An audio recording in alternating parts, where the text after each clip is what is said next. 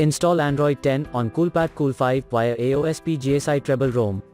Please check the description for important notes and all the download links.